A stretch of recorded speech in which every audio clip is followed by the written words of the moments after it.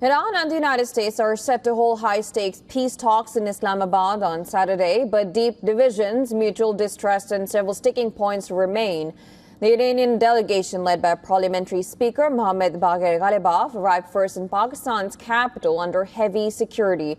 And according to Iranian media, speaking on arrival, Ghalibaf said Iran comes with good intentions but warned that past negotiations with the U.S. have been marked by failure and broken promises. Before arriving in Pakistan, Ghalibaf has posted that talks would not start until unblocking of Iranian assets and a ceasefire in Lebanon. In a strong message to U.S. and the world, the Iranian delegation arrived in a flight dubbed Minab 168. Iran says the name honors the 168 people, mostly children, killed in an alleged U.S. strikes at a girls' elementary school during the war. On the American side, Vice President JD Vance is leading the delegation, joined by senior figures including Jared Kushner and envoy Steve Witkoff.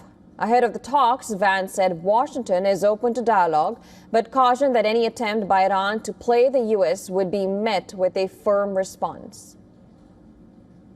It's going to be positive. We'll, of course, see. As the President of the United States said, if the Iranians are willing to negotiate in good faith, we're certainly willing to extend the open hand. If they're going to try to play us, then they're going to find that the negotiating team is not that receptive.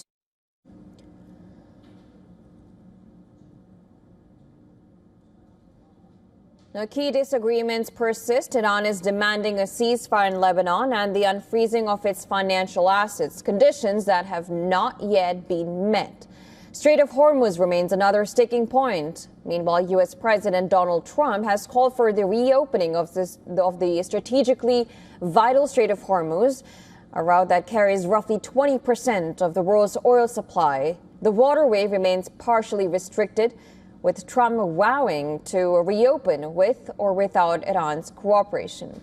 Well, Trump also emphasized that preventing Iran from developing nuclear weapons is the top priority of the talks.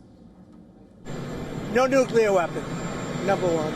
You know, I think it's already been regime change, but we never had that as a criteria. No nuclear weapon. That's 99% of it. Strait of Hormuz as well?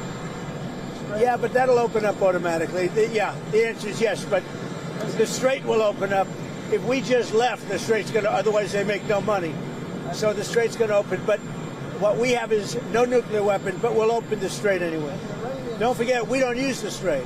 Other countries use the strait. So we do have other countries coming up, and they'll help out, but we don't use it.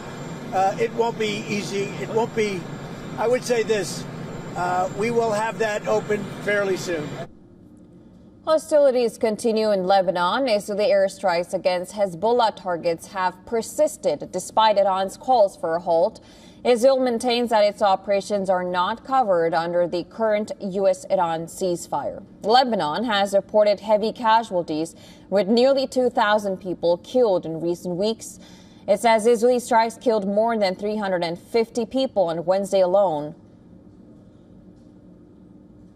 This is the first full day of the U.S.-Iran ceasefire. Lebanon State Security Agency said that one Israeli strike in the city of Nabatea killed 13 of its personnel.